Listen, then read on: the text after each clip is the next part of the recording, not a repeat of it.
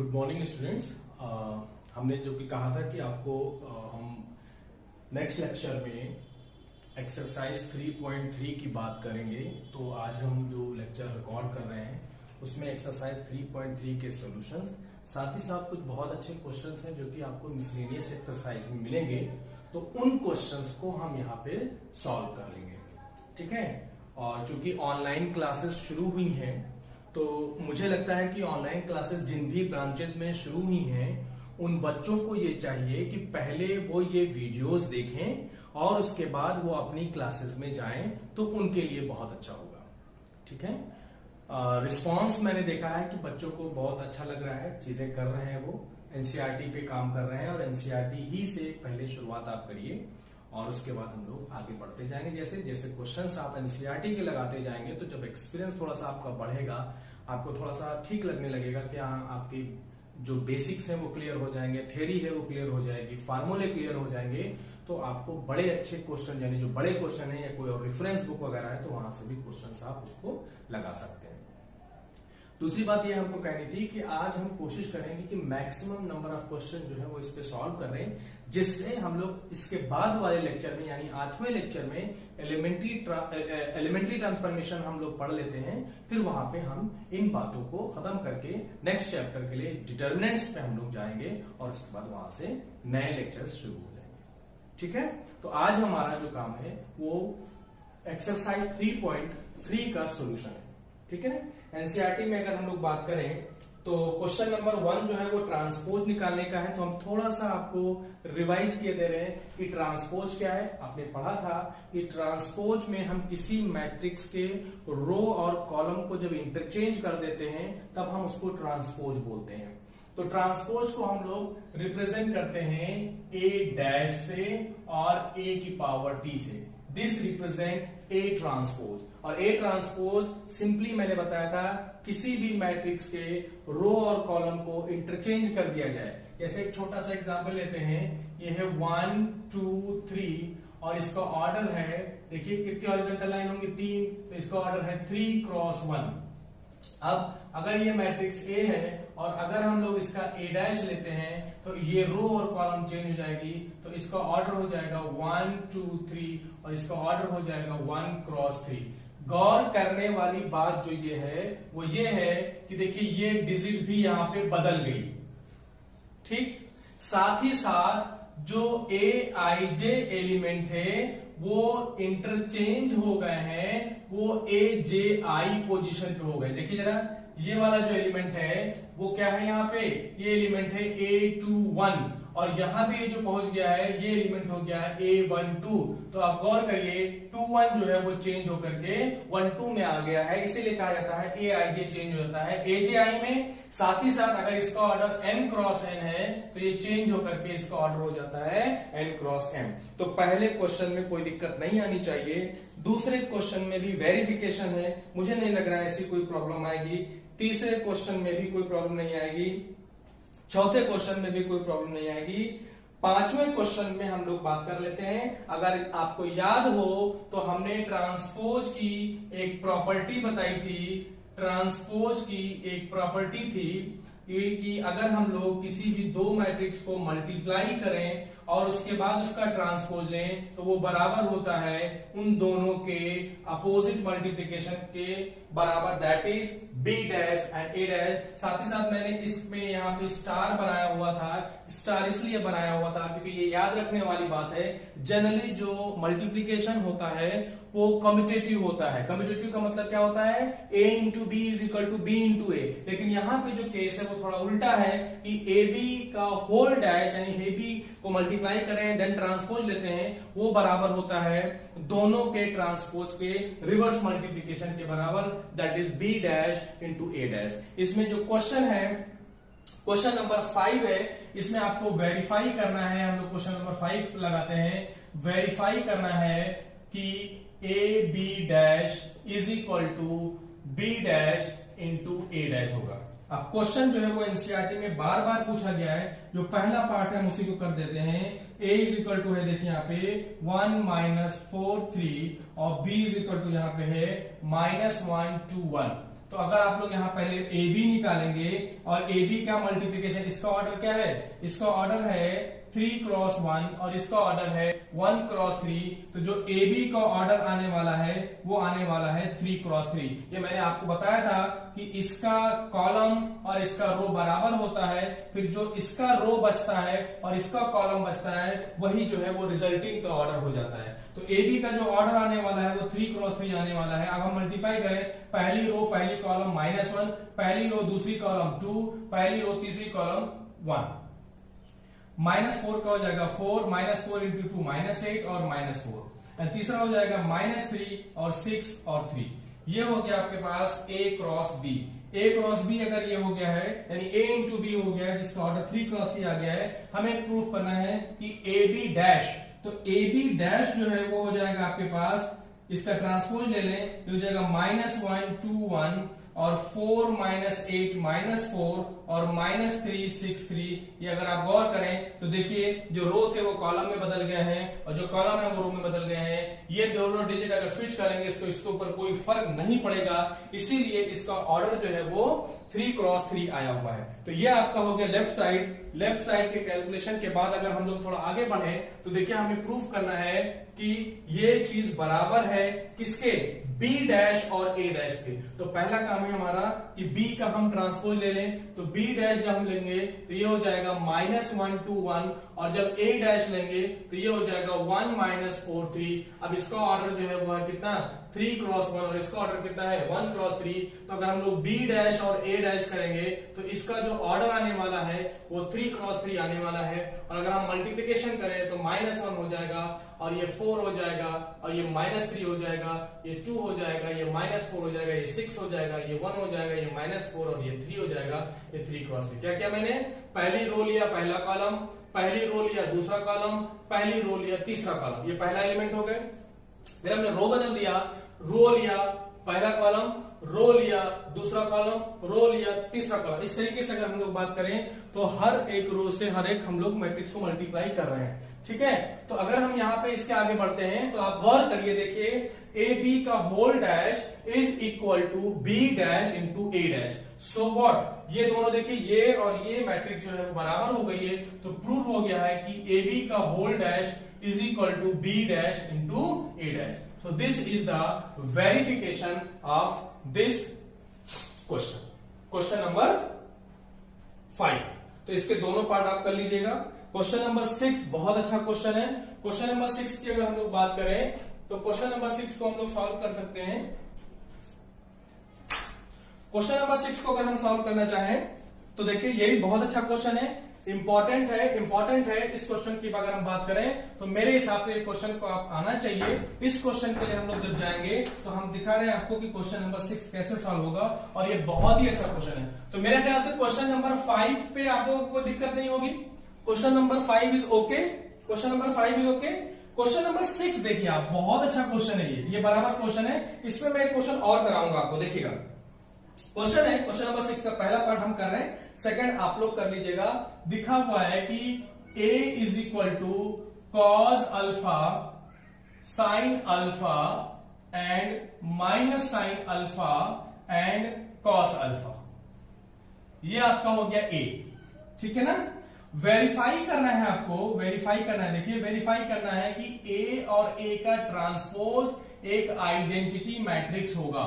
ये बहुत इंपॉर्टेंट बात है कि एक मैट्रिक्स है और उसका ट्रांसपोज का हम मल्टीप्लिकेशन कर रहे हैं और आइडेंटिटी आ जाए, ये हमको वेरीफाई करना है। ये बहुत अच्छा क्वेश्चन है, इस पर हम एक क्वेश्चन और आपको कराएंगे। चलिए सबसे पहले a हम निकाल लें, तो ये हो जाएगा कॉस अल्फा, ये हो जाएगा आपके पास साइन अल्फा, ये हो जाएगा आपके पास माइनस साइन अल्फा और ये हो जाएगा आपके पास कॉस अल्फा, ठीक है। और इसका ट्रांसपोज अगर हम लोग ले लें तो कॉस अल्फा, ठीक है, sine alpha minus sine alpha and cos alpha, इन दोनों का मल्टीप्लीकेशन है। This is a into A dash.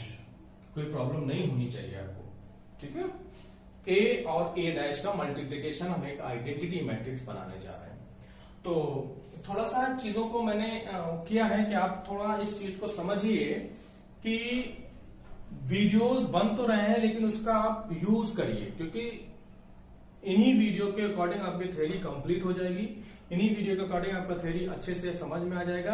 बाकी क्वेश्चन आप कहीं से भी लगाएंगे, किसी भी बुक से लगाएंगे तो उसमें कोई प्रॉब्लम नहीं आएगी। लेकिन अगर आपकी थ्योरी नहीं मजबूत है, अगर आपकी थ्योरी क्लियर नहीं है, आपके जो भी कॉन्सेप्ट्स हैं वो अगर क्लियर नहीं है तो आपको प्रॉब्लम होगी, आपको दिक्कत होगी।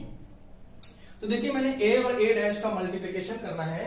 तो अगर आप चलें तो देखिए इस रो को लीजिए और इस कॉलम को लीजिए। तो पहला पहले से मल्टीप्लाई हो गया, ये हो गया cos स्क्वायर अल्फा, और दूसरा ये है, दूसरा इससे मल्टीप्लाई हो जाएगा प्लस साइन स्क्वायर अल्फा। इस रो के इस कॉलम से मल्टीप्लिकेशन हो चुके हैं इंडिविजुअल एलिमेंट। इधर जाइए, इधर जाइए, ये हो जाएगा minus cos alpha sine alpha और प्लस ये हो जाएगा साइन अल्फा कॉस अल्फा।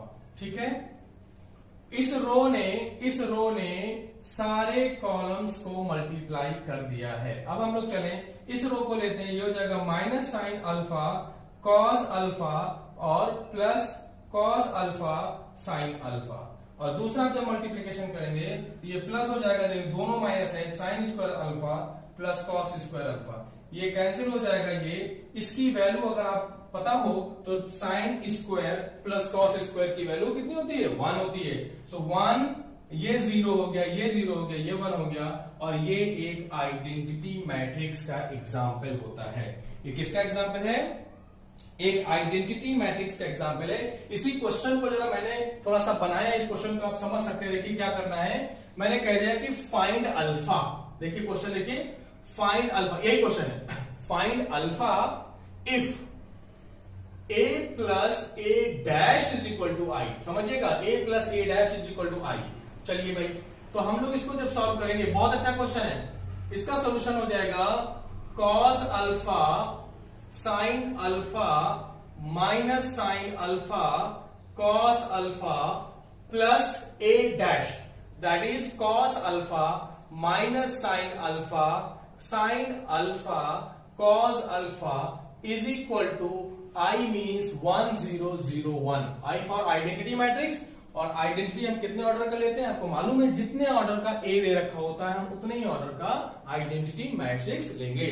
ये देखिए सिंपल एडिशन है, एडिशन अगर आप करेंगे तो ये जाएगा 2 cos अल्फा, क्योंकि cos alpha plus cos alpha 2 cos alpha, sine alpha और माइनस साइन अल्फा ये कट के 0 हो जाएगा, minus sine alpha plus sine alpha ये भी 0 हो जाएगा, cos alpha plus cos alpha ये हो जाएगा 2 cos अल्फा, और इज इक्वल टू जाएगा 1001। सो ये दो मैट्रिक्स के बीच में इक्वल टू का साइन लगा है, इसका मतलब इसके करस्पॉन्डिंग एलिमेंट, इसके करस्पॉन्डिंग एलिमेंट में अगर हम जाएं, इसका पहला एलिमेंट इसका पहला एलिमेंट बराबर होगा, it means 2 cos alpha is equal to 1। सो cos alpha is equal to 1/2। ठीक है ना, तो अल्फा की वैल्यू हो जाती है, cos की वैल्यू 1/2 होती है, कब होती है 60 पे। So it will be 2n pi plus minus π/3, ऐसे भी आप लिख सकते हैं, या अल्फा इज इक्वल टू π/3 लिख सकते हैं। cos 60 की वैल्यू आप जानते हैं 1/2 होती है। तो ये बहुत अच्छा क्वेश्चन है, ये क्वेश्चन को मैंने थोड़ा सा चेंज कर दिया है। अब देखिए ये एनसीईआरटी का क्वेश्चन है और ये उसके बिहाफ पे एक क्वेश्चन है कि आप ऐसे भी इस क्वेश्चन को सॉल्व कर सकते हैं। ठीक है,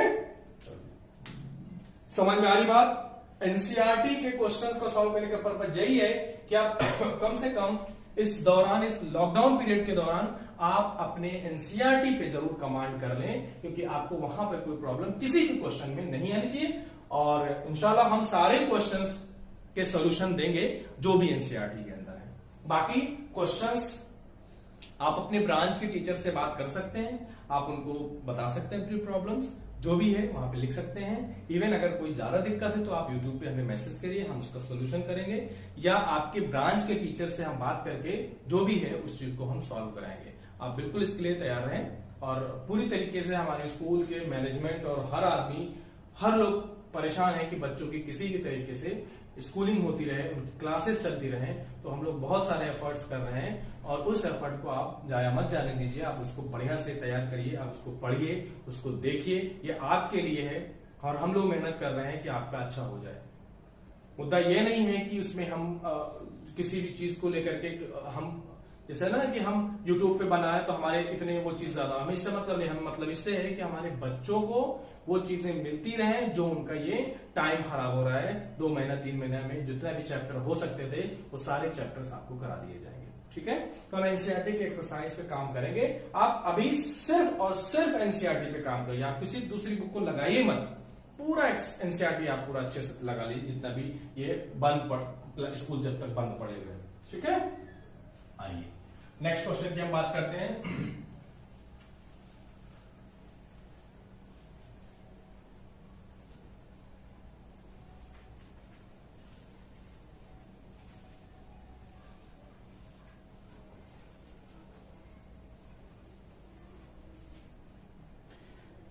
नेक्स्ट क्वेश्चन है, देखिए, show that the question number 7 जो है वो सिमेट्रिक और सिमेट्रिक दिखा रहा है। तो आपको मैं ऑलरेडी बता चुका हूं, मैं फिर से यहां लिख रहा हूं कि सिमेट्रिक क्या होता है भाई। ये प्रॉपर्टी क्या थी सिमेट्रिक की, अगर हम लोग किसी मैट्रिक्स का ट्रांसपोज लें तो इसके ऊपर कोई फर्क नहीं पड़े।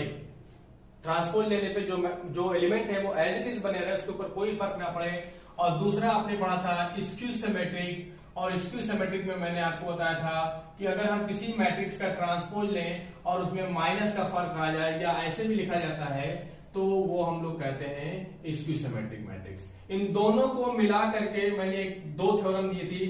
थ्योरम नंबर 1 ये थी कि अगर जब हम किसी मैट्रिक्स और उसके ट्रांसपोज को ऐड करते हैं तो जो रिजल्ट आता है वो एक सिमेट्रिक का आता है, और जब हम लोग ए में से इसको डैश माइनस करते हैं तो ये स्क्यू सिमेट्रिक आता है। ठीक है भाई, स्क्यू सिमेट्रिक मैट्रिक्स होती है। साथ ही साथ मैंने कहा था कि जो डायगोनल होते हैं वो 0 होते हैं। जो डायगोनल एलिमेंट होते हैं स्क्यू सिमेट्रिक मैट्रिक्स के, वो सारे एलिमेंट 0 होते हैं। हम ये जो वीडियो बना रहे हैं ये 30 या 35 मिनट्स का ही बनाएंगे, और उसके बाद हम नेक्स्ट लेक्चर में उसको हम बता देंगे कि हम जो भी मिसलेनियस में जब काम करेंगे तो हम दूसरे लेक्चर में काम करें। तो हम जब 30 मिनट्स हो जाएंगे तो हम उसमें इस वीडियो को बंद करेंगे। ठीक है, तो इस बात का ध्यान रखें कि इस वीडियो में सिर्फ हम एक ही काम कर रहे हैं कि हमें मिसलेनियस एक्सरसाइज में नहीं, हम इसमें क्वेश्चन करें, साथ साथ एक्स्ट्रा जो क्वेश्चन है उसमें हम करा देंगे। तो 30 मिनट का ध्यान रखें। ठीक है, तो थ्योरम नंबर 2 जो है वो हमारे पास है कि एवरी स्क्वायर मैट्रिक्स, अगर आपको याद हो तो मैंने ये चीज बता दी है। अगर आपको दिक्कत है यहां पे तो आप जो मेरा लेक्चर है ट्रांसपोज सिमेट्रिक और स्क्यू सिमेट्रिक मैट्रिक्स वाला, उसको जाकर के आप फौरन देख लेंगे तो आपको ये थ्योरी जो है वो क्लियर हो जाएगी कि every square matrix is the sum of symmetric matrix and skew symmetric matrix. ठीक है ना, every square matrix is the sum of symmetric matrix. तो मैंने एक हिसाब से रिवाइज ही कर दिया है कि सिमेट्रिक क्या है। फिर से सुन लीजिए, सिमेट्रिक क्या है। सिमेट्रिक मैट्रिक्स वो मैट्रिक्स जिसका ट्रांसपोज लेने पे उसके एलिमेंट के ऊपर कोई फर्क ना पड़े। ठीक, दूसरा स्क्यू सिमेट्रिक, जिसका हम ट्रांसपोज लें लेकिन जो ओरिजिनल मैट्रिक्स है उसमें जो एलिमेंट पॉजिटिव हैं, ट्रांसपोज लेने पे वही सारे एलिमेंट जो है वो नेगेटिव हो जाते हैं, या जो वहां नेगेटिव थे वो यहां पॉजिटिव हो जाते हैं, तो वो कहलाते हैं स्क्यू सिमेट्रिक मैट्रिक्स। साथ ही साथ थ्योरम नंबर 1 मैंने बताई है कि जब हम किसी मैट्रिक्स और उसके ट्रांसपोज को ऐड करते हैं, ऐड होने के बाद जो रिजल्ट आता है एक मैट्रिक्स का, वो हमेशा सिमेट्रिक मैट्रिक्स होती है। दूसरा प्रॉपर्टी ये था कि अगर हम किसी मैट्रिक्स में से उसके ट्रांसपोज को हम माइनस करते हैं तो वो एक स्क्यू सिमेट्रिक मैट्रिक्स बन जाती है। स्क्यू सिमेट्रिक मैट्रिक्स के लिए एक छोटी सी बात ध्यान रखेंगे कि उसके मेन डायगोनल में यानी प्रिंसिपल डायगोनल में सारे एलिमेंट 0 होते हैं। थ्योरम नंबर 2 था कि every square matrix is the sum of symmetric matrix और स्क्यू सिमेट्रिक मैट्रिक्स। बेटर ये है कि आप, अगर आपको दिक्कत हो तो हमारा लेक्चर जो था किस पे, हमारा लेक्चर जो था ट्रांसपोज पे और सिमेट्रिक पे और स्क्यू सिमेट्रिक पे, वहां उस लेक्चर को जाकर के देख लीजिए, वहां पे आपको बहुत सारी चीजें जो है क्लियर हो जाएंगी। ठीक है, चलिए आगे आते हैं हम लोग। तो क्वेश्चन नंबर 7 में कोई ऐसी दिक्कत नहीं है। क्वेश्चन नंबर 8 में दे रखा है आपसे कि a प्लस a को सिमेट्रिक प्रूफ करना, ये होता ही है, ये थ्योरम है, तो इसमें कुछ करना नहीं है। क्वेश्चन नंबर 9 में भी वही सेम चीज है कैलकुलेट करने को, लेकिन क्वेश्चन नंबर 10 पे हम बात करेंगे। क्वेश्चन नंबर 10 दे रखा है कि express the matrix as the sum of the symmetric matrix और स्क्यू सिमेट्रिक मैट्रिक्स। ये एक एग्जांपल मैंने आपको दे रखा है, वहां पे वो मैंने कराया था, लेकिन फिर भी हम एक क्वेश्चन ले लेते हैं 4th ऑर्डर का, कि अगर हम लोग बात करें उसमें तो देखना है कि एक मैट्रिक्स है A और A है 3 -2 -4 3 -2 -5 और -1, 1 और 2। मुझे ये शो करना है कि this matrix is the sum of skew symmetric matrix और सिमेट्रिक मैट्रिक्स। तो स्क्यू सिमेट्रिक जो होती है वो a प्लस a डैश होती है, symmetric matrix a plus a dash, और स्क्यू सिमेट्रिक जो होता है वो होता है a माइनस a डैश। अगर हम इन दोनों को जोड़ें तो देखिए ये और ये कैंसिल हो जाएगा, ये 2a हो जाएगा, तो इसका मतलब है ये 2a के बराबर लिख दिया मैंने। तो a एक मैट्रिक्स हो जाएगी half of a plus a dash और plus half of a minus a dash. Clear है? इस पार्ट को हम लोग बोलते हैं P और इस पार्ट को हम लोग बोलते हैं Q, और हमें यही दो हिस्सों में इसको ब्रेक करना होता है। तो हम लोग यहां पे आते हैं कि कैसे सॉल्व करेंगे। A मैट्रिक्स आपको दे रखा है, उसी A मैट्रिक्स का हम लोग अगर मल्टीप्लिकेशन करें, देखिए कि A मैट्रिक्स का हम लोग पहले ट्रांसपोज फॉर्म कर लें। देखिए A मैट्रिक्स ये है तो A डैश क्या होगा, A डैश हो जाएगा इसका रिवर्स 3, 3, -1, -2, -2, 1 और -4, -5, 2। ठीक है भाई। और P हम लोग निकालते हैं, P की वैल्यू हो जाएगी half of A plus A dash. A ये है और प्लस ये हो जाएगा, तो 3 + 3 6, 3 - 2 1, -1 -4 -5, -2 + 3 1, उसके बाद हो जाएगा -2 -2 -4, 1 - 5 -4, -4 -1 -5 एंड -5 + 1 -4 और 2 + 2 4। क्लियर? सो P की वैल्यू आ गई है, इसको हम और डिवाइड करते हैं 2 से, तो ये जगह 3, 1/2, -5/2, 1/2, -2 and then last one -5/2, -2 and 2। अगर हम लोग P डैश करें तो P डैश की वैल्यू हो जाएगी 3, 1/2, -5/2, 1/2, -2, -5/2, -2 और 2। अब गौर करें, इसके ऊपर कोई फर्क नहीं पड़ा, तो P इज इक्वल टू क्या आ गया, P डैश। इसका मतलब इसका एक हिस्सा जो मैंने सॉल्व किया है वो सिमेट्रिक पार्ट हो गया। और यही रूल होता है कि किसी भी स्पेशल मैट्रिक्स का जब हम ट्रांसपोज उसके अंदर ऐड करते हैं तो जो हिस्सा आता है वो एक सिमेट्रिक मैट्रिक्स आ गया। तो P को मैंने प्रूफ कर दिया कि P is the symmetric matrix. Similarly हम चलेंगे Q निकालने के लिए, और अभी मैंने यहां पे देखिए क्या लिखा है, Q इज इक्वल टू। तो अब हम इसके आगे जब हमें Q निकालना है तो Q निकालने के लिए अगर हमें ध्यान देना है तो मैंने लिखा हुआ है half of Q minus Q dash, यानी A माइनस A डैश की अगर हम बात करें तो A ये है अगर, तो A dash is equal to हो जाएगा 3, 3, -1, -2, -1 और -4, -5 और 2। ये A डैश हो गया। इसमें से अगर हम लोग सब्ट्रैक्ट करें तो 3 - 3 ये 0 हो जाएगा, और 3 - 2 ये 5 हो जाएगा, -1 +4 तो ये 3 हो जाएगा, और -2 और -3 ये -5 हो जाएगा, -2 और +2 ये 0 हो जाएगा, 1 +5 6 हो जाएगा, -4 +1 ये -3 हो जाएगा, और -5 -1 ये -6 हो जाएगा, और 2 - 2 ये 0 हो जाएगा। और अगर हम लोग और सॉल्व करें तो जगह 0, 5/2, 3/2, -5/2, 0 और ये हो जाएगा 3, ये हो जाएगा -3/2, ये हो जाएगा -3 और ये हो जाएगा 0।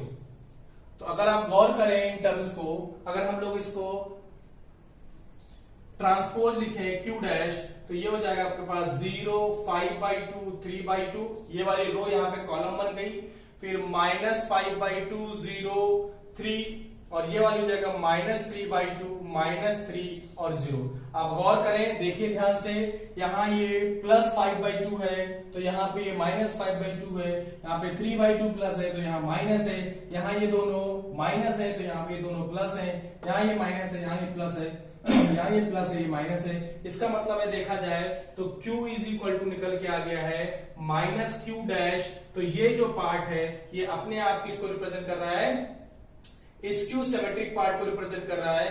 तो स्क्यू सिमेट्रिक में ये प्रूफ हो गया कि हमारे पास एक जो पार्ट Q है वो स्क्यू सिमेट्रिक है।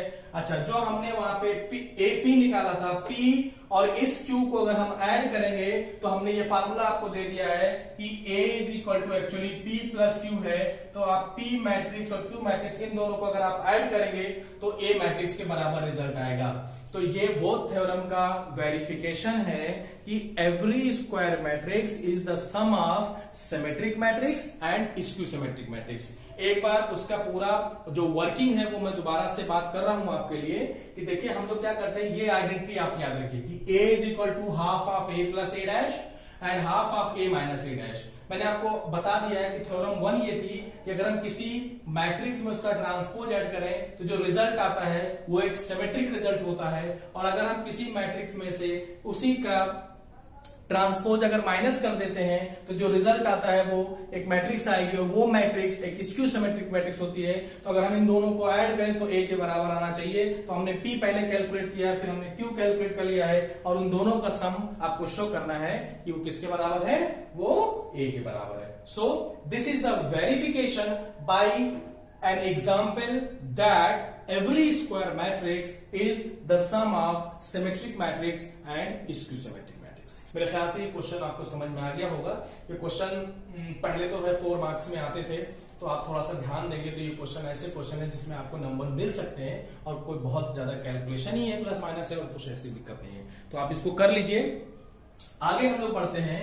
इसमें देखिए जो एक्सरसाइज है, इसमें अगर हम लोग जाए नेक्स्ट एक्सरसाइज पे जो क्वेश्चन है वहां पे देखिए question number 11 is very important question, very important. अब मैं इसमें 2-3 और प्रैक्टिस आपको कराए दे रहा हूं, लेकिन ये क्वेश्चन को जरा आप ध्यान से देखिए कि क्वेश्चन नंबर 11 जो है वो बहुत अच्छा क्वेश्चन है, और इस टाइप के क्वेश्चन एग्जाम में अक्सर अब पूछे जाने लगे हैं। ठीक है, क्वेश्चन नंबर 11 ये है कि if A B is symmetric matrix, if A and B is symmetric matrix, then AB minus BA is what? AB minus BA की वैल्यू क्या होगी? तो अगर हम लोग सॉल्यूशन पे चलें तो A एंड B सिमेट्रिक है। A एंड B सिमेट्रिक का मतलब है A is equal to A dash और B is equal to B dash. ये दोनों बातें हो गई गिवन। गिवन क्यों है? क्योंकि यहां पे दे रखा है कि A and B is the symmetric matrix, that's why A is equal to A dash और B is equal to B dash. यहां तक क्लियर हो गया? अच्छा भाई, और अब मुझे इसका निकालना है कि ये सिमेट्रिक है, स्क्यू सिमेट्रिक है, क्या होगी? 4 ऑप्शन दे रखे हैं वहां पे। तो मान लीजिए कि ये जो मैट्रिक्स P है वो AB माइनस BA है। ठीक, अगर हमें ये पता करना है कि ये सिमेट्रिक है, स्क्यू सिमेट्रिक है, जीरो मैट्रिक्स है, क्या है, तो हमें इसका ट्रांसपोज लेना है। अच्छा, एक चीज और मैं बताते चलूं आप लोगों को कि जो जीरो मैट्रिक्स होती है, यानी सारे एलिमेंट अगर जीरो हैं तो इकलौती वो वही मैट्रिक्स होती है जो सिमेट्रिक भी होती है वो और स्क्यू सिमेट्रिक होती है। तो यानी स्टेटमेंट ये आप यूज कर सकते हैं, every zero matrix is symmetric matrix as well as skew symmetric matrix. ठीक है, तो अब इसका पता करना है कि ये सिमेट्रिक है या स्क्यू सिमेट्रिक है। तो सीधी बात है कि सिमेट्रिक और स्क्यू सिमेट्रिक ट्रांसपोज से मिला हुआ है, तो हमें ट्रांसपोज लेना पड़ेगा।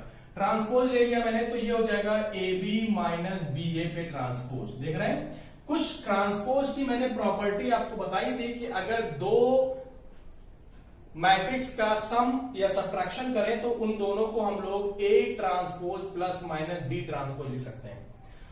दूसरी ये थी कि अगर हमारे पास दो मैट्रिक्स का मल्टीप्लिकेशन है, ये स्टार इसलिए बना रहा हूं क्योंकि ये आपके लिए बहुत इंपॉर्टेंट प्रॉपर्टी है, ध्यान देने वाली, और ये हो जाता है B डैश A डैश के बराबर। ठीक है, उसके अलावा जब हम किसी मैट्रिक्स का डबल ट्रांसपोज लेते हैं तो वो उसी के बराबर होती है। तो ये 2-3 चीजें हैं जो कि हर बार याद रखना है आपको। यहां पे आइए, ये जो प्रॉपर्टी है इसी के अंदर सेकंड वाली प्रॉपर्टी लग रही है, तो ये हो जाएगा AB dash minus BA dash के बराबर। अब यहाँ पे प्रोडक्ट वाली प्रॉपर्टी लग जाएगी, ये हो जाएगा B dash A dash minus A dash B dash, और ये होगा P डैश के बराबर।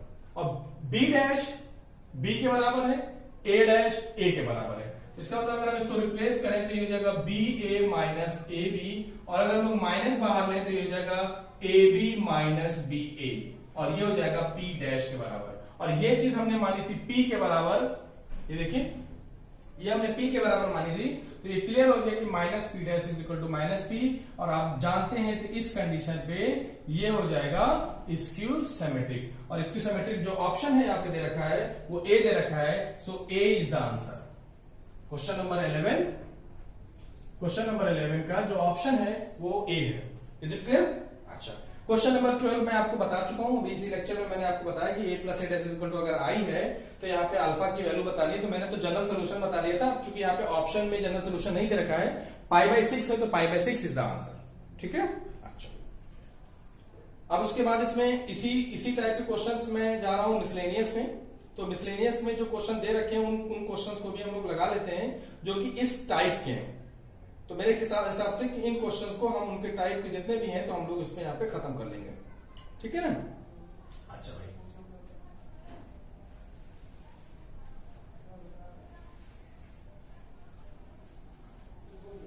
आइए हम लोग इसमें कुछ क्वेश्चंस हैं, जो क्वेश्चंस हमें करने हैं वो मिसलेनियस में हम जाते हैं। तो मिसलेनियस में जो क्वेश्चन है, देखिए मिसलेनियस में आप देखिए क्वेश्चन नंबर है 4। Question number 4, if A and B are symmetric matrix prove that A B minus B A is symmetric matrix, ये मैंने कर दिया। तो क्वेश्चन नंबर मिसलेनियस का क्वेश्चन नंबर देख लीजिए, मिसलेनियस का क्वेश्चन नंबर 4 और एक्सरसाइज 3.3 का क्वेश्चन नंबर 11 वो दोनों सेम है। यहाँ पे ऑप्शन दे रखा था, यहाँ पे उसी चीज को प्रूव करना है। तो इज इट क्लियर है? अच्छा, अब आइए बात करते हैं हम लोग क्वेश्चन नंबर 5 यानी मिसलेनियस एक्सरसाइज का, मिसलेनियस का क्वेश्चन नंबर 5। ठीक है, क्वेश्चन नंबर 5 है कि show that the matrix B dash A B is symmetric और skew symmetric according as A is symmetric, और शो करना है कि P is equal to B dash A B according है, मतलब A अगर सिमेट्रिक है, केस 1 में A अगर सिमेट्रिक है तो मुझे ये प्रूफ करना है कि ये सिमेट्रिक होगा, और A अगर स्क्यू सिमेट्रिक है तो हमें ये प्रूफ करना है कि ये चीज स्क्यू सिमेट्रिक होगी। ठीक है ना? तो हमने पहले माना है कि A सिमेट्रिक है। लेट ए कंडीशन केस 1, ये केस 1 मैं कैलकुलेट कर रहा हूं। केस 1 में मैंने देखा है कि मान लेते हैं कि A सिमेट्रिक है, तो गिवन क्या हुआ, A is equal to A dash, ये हो गया गिवन, ये चीज गिवन हो गई कि भैया A is equal to A dash है, तो ये गिवन हो गया। अब आइए यहाँ पे, अब यहाँ पे अगर हम लोग चलते हैं, आपको पता है कि अगर हमें किसी भी चीज को कैलकुलेट करना है सिमेट्रिक के स्क्यू सिमेट्रिक, तो उसका ट्रांसपोज लेना है। हम इसका ट्रांसपोज ले लें तो P dash is equal to B dash A B के ऊपर ट्रांसपोज। अब चूंकि देखिए यहाँ पे 3 है, तो आप क्या करिएगा, इन दोनों को एक साथ ले लीजिए, तो ये हो जाएगा B डैश और इसको मान लो कुछ और। तो जब हम प्रोडक्ट वाले का लेते हैं प्रॉपर्टी तो ये उल्टा हो जाता है, ये हो जाएगा ए बी डैश और B डबल डैश। ये देखिए क्योंकि यहाँ पे ऑलरेडी डैश लगा हुआ है, तो इस पे जब जाएगा तो ये इधर हो जाएगा, और ये प्रॉपर्टी यहाँ वाली ये वाली काम करेगी, देख रहे हैं, ये प्रॉपर्टी काम कर रही है इसमें। ठीक, अच्छा, अब इसके अंदर फिर से वही प्रॉपर्टी लगेगी, ये हो जाएगा B डैश A डैश और डबल डैश का मतलब B हो गया, ये प्रॉपर्टी ये हो गया। अब A को हमने A डैश दे रखा, ये गिवन है देखिए, तो A डैश को हम A से रिप्लेस कर लें, तो B dash A B P dash. अब जरा गौर करिए, ये जो रिजल्ट कैलकुलेट करके आया है ये P ही आया है, देखिए P के बराबर है कि नहीं है, तो इसका मतलब यहां पे रिजल्ट पता चला कि P is equal to P dash, और P इज इक्वल टू अगर P डैश होगा तो ये क्या होगा, सिमेट्रिक। इसका मतलब क्या हुआ कि अगर A सिमेट्रिक है तो ये रिजल्ट भी सिमेट्रिक आएगा।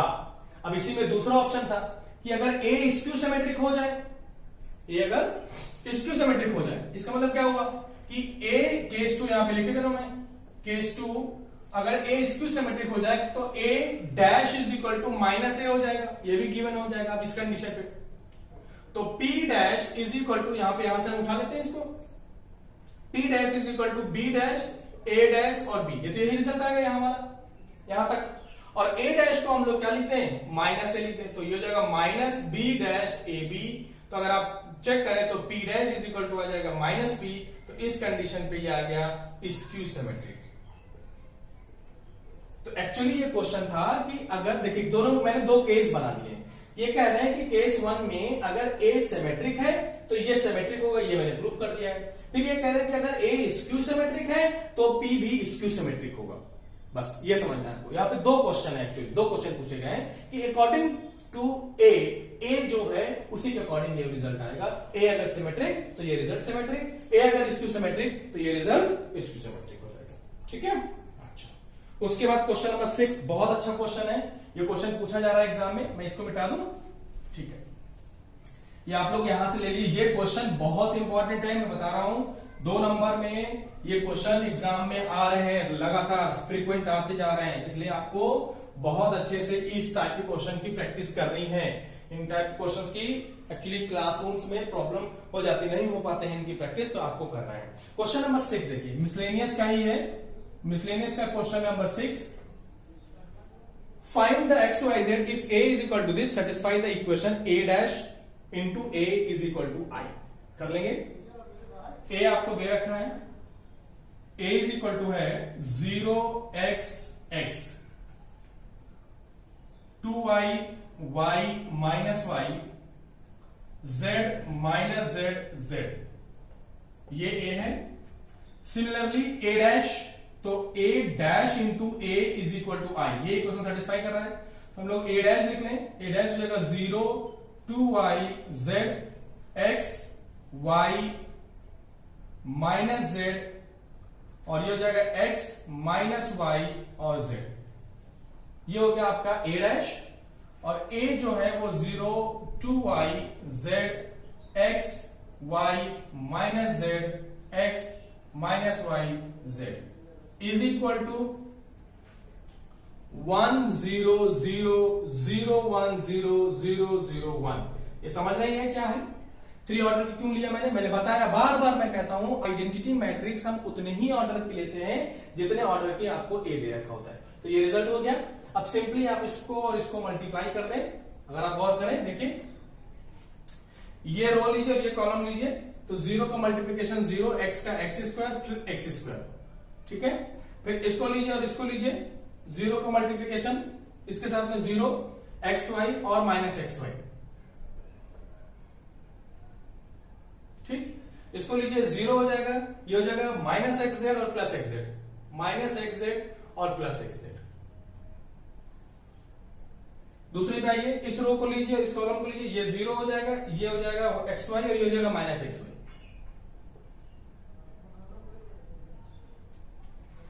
इसको लीजिए, इसको लीजिए, तो ये हो जाएगा 2y स्क्वायर 4y स्क्वायर, इसको इसका मल्टीप्लाई और इसको इसको multiply, plus y square plus y square. ठीक है, फिर इसको लीजिए, इससे मल्टीप्लाई करिए, 2yz, फिर इसको इससे लीजिए माइनस yz और इसको इससे लीजिए माइनस yz। ठीक है, ये इससे मल्टीप्लाई करिए 0 माइनस xz प्लस xz, इसको इससे मल्टीप्लाई करिए 2yz माइनस zy और माइनस zy, और आखिरी वाला हो जाएगा आपका इसका मल्टीप्लीकेशन हो जाएगा z स्क्वायर और प्लस z स्क्वायर और plus z square is equal to है आइडेंटिटी मैट्रिक्स 1 0 0 0 1 0 0 0 1 के बराबर। ठीक है भाई, बहुत सीधा सा क्वेश्चन है, सब सॉल्व हो गया है, और वहां से उठाइए और यहाँ पे कैलकुलेट कर दीजिए। वो भी एक अपने आप में मैट्रिक्स बन रही है जिसके डायगोनल एलिमेंट देखिए कुछ कितने सारे 0 आ रहे हैं। ये हो जाएगा 2x स्क्वायर, ये 0, ये 0, ये 0, ये 6y स्क्वायर, ये 0, ये 0, ये 0, और ये हो जाएगा 3z square is equal to 1 0 0 0 1 0 0 0 1।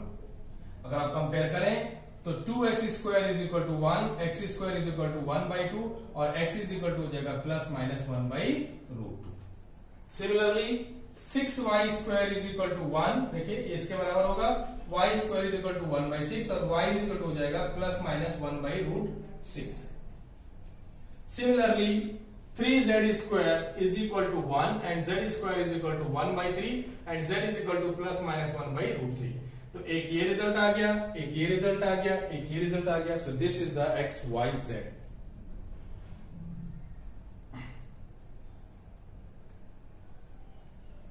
ठीक है. और जितने भी ट्रांसपोज से रिलेटेड क्वेश्चंस हैं, इन क्वेश्चंस को हम आपके लिए खत्म कर दे रहे हैं और उसके बाद फिर हम लोग सीधा एलिमेंट्री पढ़ करके और इस चैप्टर को खत्म कर देंगे यहां से. ठीक है ना. लास्ट हम क्वेश्चन बता रहे हैं. देखिए क्वेश्चन नंबर 13. क्वेश्चन नंबर 13 दे रखा है मिसलेनियस का. ये मिसलेनियस क्वेश्चन कि if A is equal to alpha beta gamma minus alpha is equal to such that A square is equal to I. A square का मतलब हो गया कि हम alpha gamma beta minus alpha into alpha gamma beta और minus alpha is equal to 1001 कर दें. ये तो होता है भाई. इसको मैंने क्या किया, मल्टीप्लाई कर दिया. इसको सॉल्व कर लीजिए. ये मल्टीप्लाई हो जाएगा अल्फा स्क्वायर, ये इससे हो गया, ये इससे हो जाएगा प्लस गामा बीटा. सिमिलरली ये इससे मल्टीप्लाई करिए alpha beta minus alpha beta. Similarly इधर आइए अल्फा स्क्वायर, ये गामा इंटू अल्फा और ये हो जाएगा माइनस अल्फा गामा और ये इसको मल्टीप्लाई कर देंगे गामा बीटा और minus plus alpha square is equal to 1001. ठीक है भाई. ये कैंसिल हो जाएगा, ये कैंसिल हो जाएगा. तो ये रिजल्ट आएगा alpha square plus gamma beta. ठीक है. और ये हो गया 0 और ये हो गया आपका 0 और ये हो जाएगा alpha square plus gamma beta और ये हो गया इज इक्वल टू 1001. ये इसके बराबर हो जाएगा alpha square plus gamma beta is equal to 1. तो alpha square gamma beta minus 1 is equal to 0. तो आप यहां पे चेक कर लीजिए कौन सा ऑप्शन सही है. अल्फा स्क्वायर माइनस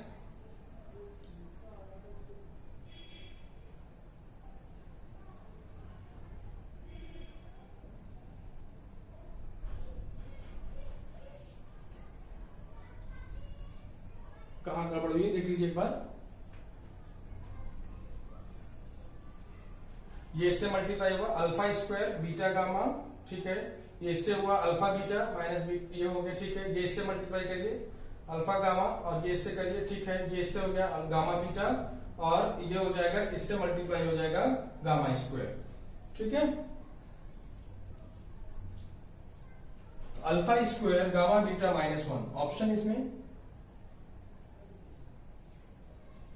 इसमें देख लीजिए लास्ट वाला यानी कि सी ऑप्शन जो है वो राइट हो रहा है. अगर आप इसको इस फॉर्म में लिखें, इसको इधर ट्रांसफर कर दें तो ये हो जाएगा minus alpha square minus gamma beta और plus 1 is equal to 0. So the C is the right answer. Alpha square minus gamma beta और प्लस 1 इज इक्वल टू 0. सही था, करेक्ट कर रहे थे वो. ठीक है. सो सी इज द राइट आंसर. ठीक है. और last question, the matrix A is the both symmetric and skew symmetric. मैंने अभी बताया आपको इकलौती एक जीरो मैट्रिक्स होती है जो सिमेट्रिक भी होती है और स्क्यू सिमेट्रिक मैट्रिक्स होती है. तो क्वेश्चन नंबर 14 का जो ऑप्शन है वो ऑप्शन नंबर बी है. That is only the zero matrix which is symmetric as well as skew symmetric. Question number 15 मैं आपको बता चुका हूं. आप अगर हमारे पुराने लेक्चर्स में जाएंगे तो देखेंगे उसका मैंने सोल्यूशन कर दिया है. तो आज के लिए हमारा लेक्चर यहीं पे. Thank you so much. अगली बार हम लोग जब पढ़ेंगे तो पहले एलिमेंट्री ट्रांसफॉर्मेशन पढ़ेंगे एंड देन उसके बाद मिसलेनियस एक्सरसाइज के बचे हुए क्वेश्चन लगाएंगे. तो इस हिसाब से हमारा मैट्रिसेस खत्म हो जाएगा. पढ़ते रहिए. जहां भी कोई प्रॉब्लम हो आप पुराने वीडियोस पे जाइए, वहां से थ्योरी कलेक्ट करिए, थ्योरी अपनी सही करिए एंड देन उसके बाद यहाँ पे आप आएंगे फिर आपको कैलकुलेशन मिलेगा. ठीक है. Thank you.